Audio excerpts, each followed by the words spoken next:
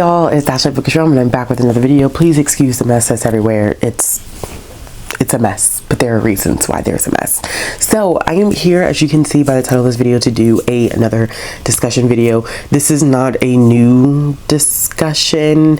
I'm not really introducing a new topic. This is something that's been discussed within our community, outside of our community, but I wanted to give a little bit of my perspective coming from someone who now works in collection development in a library and has also been a teen librarian, and really has seen some transitions happen with YA. So before we get started in diving into this topic, I would like to say thank you so much to Book of the Month for sponsoring this video. So if you did not know, Book of the Month is a fast growing, popular online book service. Their mission is to promote new and emerging authors so readers will be able to discover new books that they'll end up loving. How it works is that each month the Book of the Month team spends time vetting through hundreds of books to come up with a specially curated list of books for readers to select from so they can spend less time researching and more time reading. And this curated list each month is in between 5 to 7 books. One thing that I love about Book of the Month is that they offer a variety of genres for people to choose from,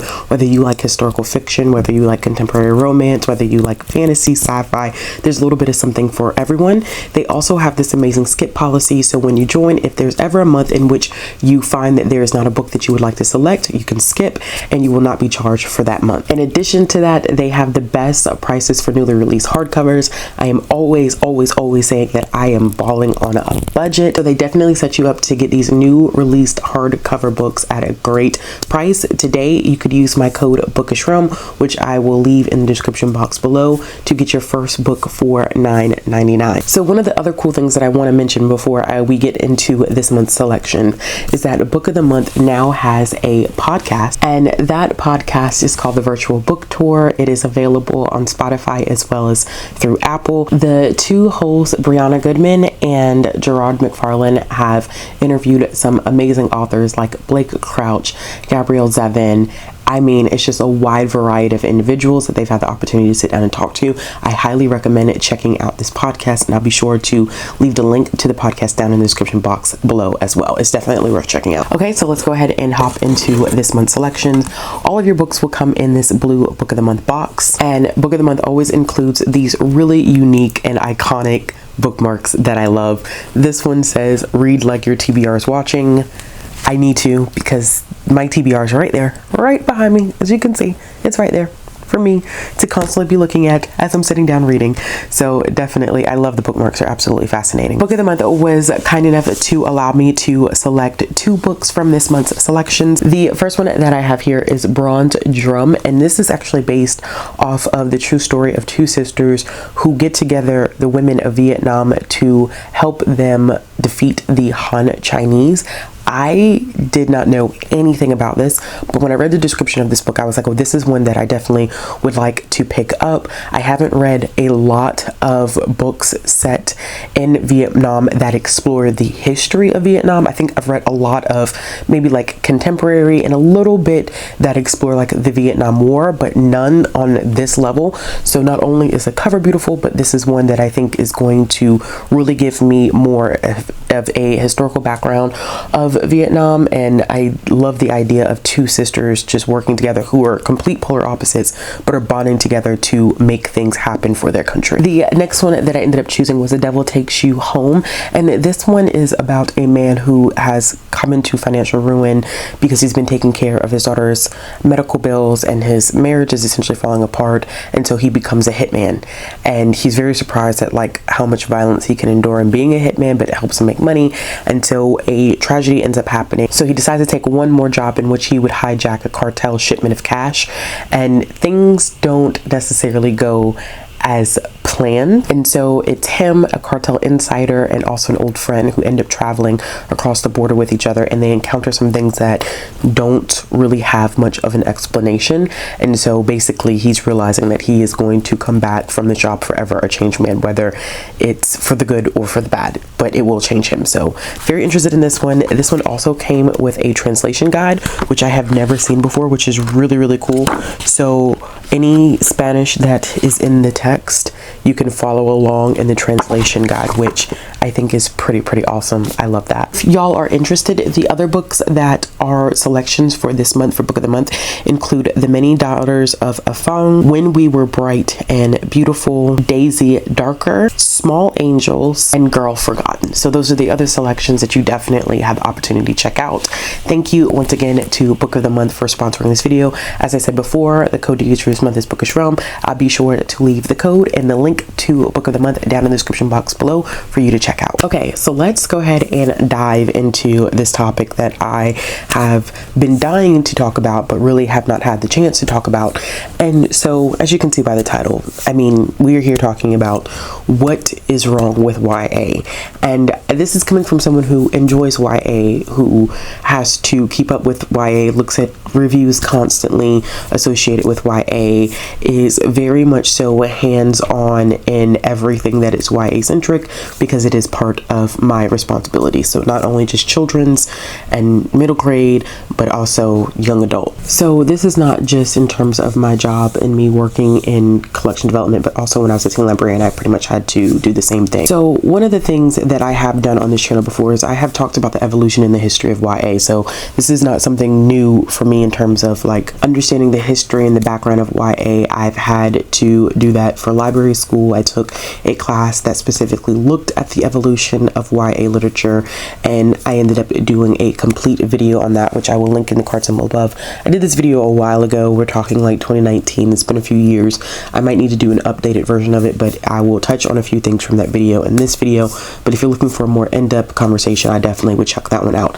So YA is a age category that has not always been around for a great period of time. Children were the primary focus when it came to youth literature, and so you really had teens jumping from what would be children's literature straight into adult. There was no kind of like in between, nothing that centered or focused on teen materials. There were these kind of gendered books that existed before the 60s, where you had adventure books specifically for boys, and you know, kind of like, I don't want to say girly stuff for girls, but like really honestly, like that's what it was. Very much so along gender lines. I mean, we're talking, these books were like out in the 30s and 40s, and so, you know, you can't really expect a lot.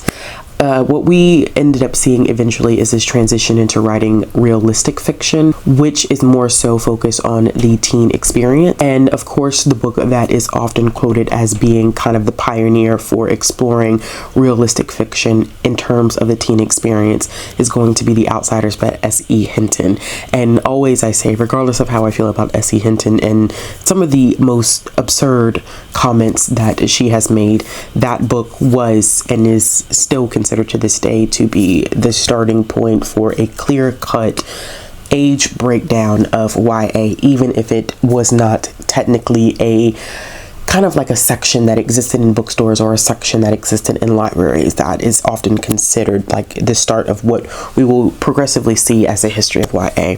And so you have YA kind of develop over the 70s, the 80s, and 90s, and I have a project in mind dealing with some of the stuff that I want to explore a little bit more. We will talk about that later. In the 2000s is where we get to see kind of like the golden age of YA, where you have stuff like Twilight, Harry Potter coming out.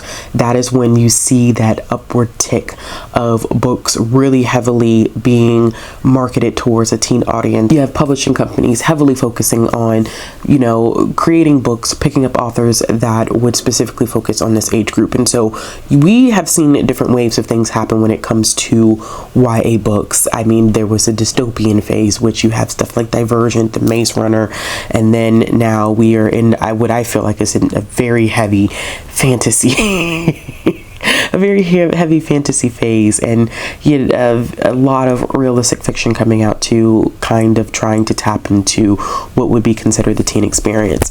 Now, what is happening with YA and what I feel like is becoming a problem, and I say this as a reader, as someone who has studied it, who keeps track of a lot of trends in YA, is that, and it's very apparent, you don't have to be as in-depth as me, because there are people who notice this that don't do this for a living. It's kind of one of those things where it's like it's pretty obvious, but YA is no longer being written for a teen audience.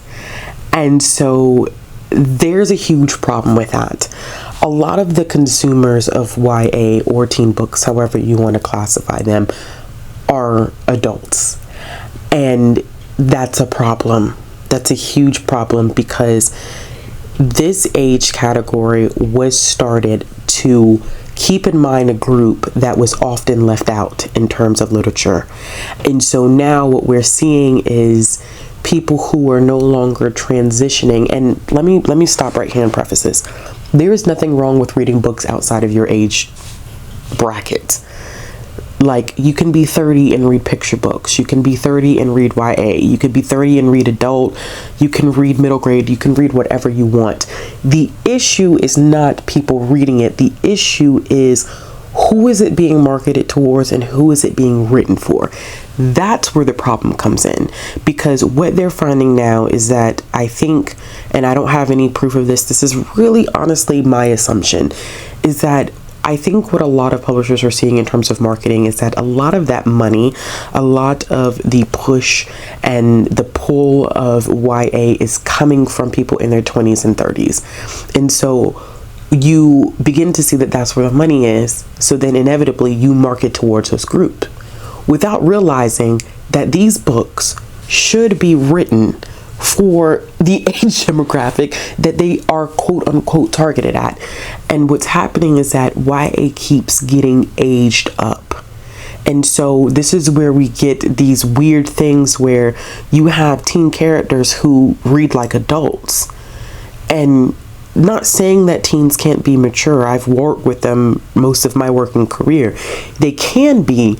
The issue with that is you're writing to appeal to an adult audience, but just dropping the age of the characters down. That way it technically can still be YA to some degree, which honestly doesn't really work, because you can have teen characters in an adult book and the book actually still be adult and not YA. So one of my biggest hiccups with this is that the more that it continues to be aged up, the more that we continue to forget who the target audience is, the more we begin to leave behind these kids. And honestly, in my world and what I do, that's more important than satisfying adults, because it's hard when you have a 12 or 13-year-old who has aged out of middle grade, okay? They've been in the children's section. They've read everything that you have to offer. Not only are we talking about in terms of the ability to read, the reading level, but we're also talking about content. They have aged out of that content. Well, it's hard now, and I'm being completely transparent. It is hard now as a librarian to rec some YA stuff to kids who are like 12, 13, 14, and 15. That age group, and I would even say sometimes 11, that age group is getting pushed out of the narrative, because now YA content wise is so much towards 16, 17 plus that we now have a bracket of kids who it's hard to find something for them to read. And it's super unfortunate, because this age category was created for these groups of people. It's supposed to be this target audience, but when you push content and you push writers to create these books that would appeal to an older demographic, you are essentially creating a reading gap. And to me, that scares me, because I'm afraid that either, you know, and I can't, every parent is different, but my biggest fear is that parents don't know what to give their kids, because it's like, I still want things to be appropriate, you know, I still don't want my kids being exposed to certain things, and that's a parent's decision to make, but I want my kid to be able to read something, but I feel like there's nothing out there that's reading a level appropriate and content appropriate, and so it just creates this very weird and funny dynamic, and I'm not sure when or how that's ever going to change, because I think this year I've been reading more YA than I have in the past, and that's just constantly trying to be aware of what's coming out and what's going on and what these publishers are doing. But I have struggled this year with some YA, and even YA that I have enjoyed, I have struggled with kind of really facing the reality that, you know, I'm enjoying this as a 30-year-old woman, but would a 16-year-old really enjoy this book? Would a 16-year-old find this book fascinating? I couldn't even begin to tell you right now, like, when I look at YA books, I struggle with what to rec to a 13-year-old. I really do, because I feel like content-wise, it's just been made, it's so difficult. It's so difficult to find something that would appeal to a 13-year-old that no longer wants to read from the children's area, but is having a hard time in the teen area because everything is for an older group, because we're keeping adults in mind whenever we write this stuff. And so I think that is just, that's the issue with YA right now. It has found a successful market in those that are 20 and 30 years old, and it has forgotten its purpose. And as someone who watches trends in literature, it scares me. And it's not to say, like, you know, I don't ever work in absolutes. It's not to say that there aren't good YA books out there, that there aren't YA books that are working for a teen audience, but that whole age category should be working for a teen audience. They shouldn't be outliers. They shouldn't be like, oh, well, you know, here are a few. It should be, here are a few that may work for older, for adults who like teen books. That's how it should be. It should be reversed. We shouldn't be having a difficult time catering to the appropriate demographic because it's appealing to the inappropriate demographic. And I really started thinking about this more when I read the book Finding Jupiter this year. Beautiful book, cover, inside it. I thought the story was really interesting, but I struggled with rating that book specifically because I enjoyed it as a 30-year-old. It was nostalgic for me. I was thinking about when I was in high school and the music that I used to grow up listening to and the skating rinks and all of that's my era. And I read this book thinking that if I gave this to a 15-year-old, while I found so many aspects of it to be positive, like I don't know, like I don't know if they would really hook onto it the way that I have, because it's not necessarily anything that they would connect to.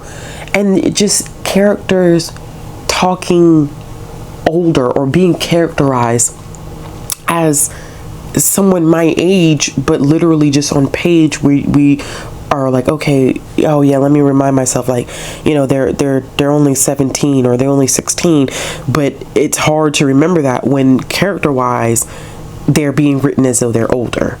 And so I really feel like YA needs to go back to a place where it's fixated on the kids, okay?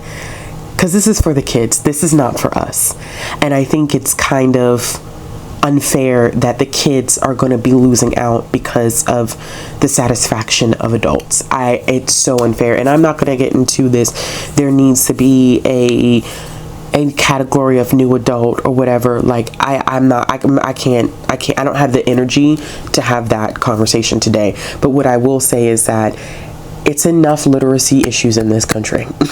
Okay, it is amazing that this is a first world country and the amount of literacy issues that exist in this country. It never ceases to blow my mind. Don't get me wrong, it makes sense, but it never ceases to blow my mind to have all the resources that we have, and we have so many literacy issues. So coming from the perspective of a librarian, it sucks when things are being taken away from your kids who are excited to read and who are essentially losing out because of money and capitalism and wanting to market to an audience that is greasing palms and putting money in pocket. Like, it sucks, because at the end of the day, you know, these are the groups, these are the kids who have always been left out. That's why there's this whole study of YA. There's this whole history of YA because of how much it took to get that to be a thing. And now almost to see it kind of reverse because it's done so well in terms of money, it's sad. It's really, really sad. It's so sad, because I just feel like, man, these kids deserve so much more than what publishing is doing right now. And I think that it's, you know, I feel like to some degree, it's like, it's our place as readers to kind of like start calling this out. Like, hey, you know, I love some of these books. I enjoy them. But what about the kids, yo? I can't tell you how important literacy in kids is to me, not just as a librarian, but to me as a human, because it is a privilege that I feel like should not be a privilege, if that even makes sense. I have worked with so many kids that are not on grade level when it comes to reading. I had a grandmother who was illiterate. I have seen the struggles of literacy for a good portion of my life. So to know that we are more worried about money, and I'm not saying that people don't deserve to get paid for their work. It's not that, but it's all about marketing and doing certain things because it's going to make you more money, and not realizing how harmful it's going to be to a certain group of kids. Like, kids over money any day, y'all. Like, that's just me. That's just how I operate. And so when I'm saying kids, but we're talking like tweens and teenagers. So I apologize. I keep saying kids, but I mean tweens and teenagers. Like, come on. And so it's just, it's very hard for me to reckon with what's going on. And so I often do say in my reviews with some of the YA books that I've been reading that, like, you know, it's not a bad book. It's not a bad book, but I think who the target audience is getting lost in the weeds, and it's just not fair. I even think about things like Y'all Fest, okay, which I've been to Y'all Fest 3 or 4 times at this point, and every time I go to Y'all Fest is for kids. It's for the kids. There are always more adults at Y'all Fest than kids. Y'all Fest is for the teens and the kids. It is not for adults. Which is why whenever I go to Y'all Fest, I do not participate in certain things because it's not for me. When the authors call for people to come up on stage, that's not appropriate for me as an adult to be there in that moment. I can watch, but it's not there for me to participate because that event is not for me. But you have adults who swear to you that it's for them, and it's not saying that adults can't go and enjoy, but that event was created for kids. That event was created for tweens and teenagers, not for us. And I just, you know, I wish people would understand that and really kind of take a look at how eventually down the line this is going to impact a whole age group of kids. And I would hate to see us kind of go backwards when it took so long for things to go forward in terms of who is getting what and what is being put out for this age group or that age group. It's an issue worth talking about. I don't know how to solve it, to be honest with you, but I am more concerned about how kids, tweens, and teenagers are impacted than I am adults, because adults have so much available to them. Really, we do. We have a lot. You have to think about reading level and skill and content and access when it comes to these kids. Like, it's a lot more barriers there sometimes, I think, than for adults. I mean, that's just my opinion and my perspective. And so I just hate that we are essentially being catered to instead of them, when, you know, I wish there was more teen stuff when I was growing up, but and I should say this, it was teen stuff when I was growing up, but the representation was awful. It was not the best representation. I mean, there were some heavy hitters out there that were doing great jobs, but it wasn't as many as there are now. I just struggle with the idea that a whole section of literature is now being kind of ruined. And it's not everything. It's just, if you pay close enough attention, you'll start to notice. You will notice. I'm serious, y'all. You try giving recommendations right now for an 11, 12, 13, or 14-year-old, you're going to struggle. you're going to struggle, because you're thinking about, and it's not censorship, it's like you're thinking about content, like what content would they be ready for? And you know, parents ask that question, like, you know, I want to, you know, I don't want to expose my kid to a whole bunch of violence. Like, I'm not comfortable with that, or I'm not comfortable with, you know, my kid seeing certain things and it's a realistic thing for some parents. And I'm not talking about those parents who try to just stop their kids from reading anything. If it's not whitewash, not the same thing. But it is hard coming up with something that is reading level appropriate and content appropriate. 11, 12, 13, 14, like it's hard, and it shouldn't be hard. It should not be as difficult as it is. Yes, those books exist. Yes, I can find them. Yes, I know them, but I'm telling you, it's too few by far now. It is too few by far. So let me know in your in the comments below, like, what are your thoughts about the whole age category of YA? YA is also not a genre. Yeah, please stop calling it a genre. It is not a genre. It is an age category, an age breakout, whatever you want to do. But it is an age thing. It is not a genre. Please stop calling YA a genre. It is not a genre. Let me know how you feel about YA as an age breakout, the transitions that it's made since its inception, and if you think that, maybe you think that the direction that YA is heading is perfectly fine. If so, let me know in the comments below. If you think that it's not heading in a good direction, let me know in the comments below. As always, if you like this video, give it a thumbs up. If you want to see more content from me, click the subscribe button, hit the bell for notifications. If you're looking for ways to support my channel, all that be down in the description box below, as well as all the ways to follow me on social media. And I will be back with another video soon, y'all.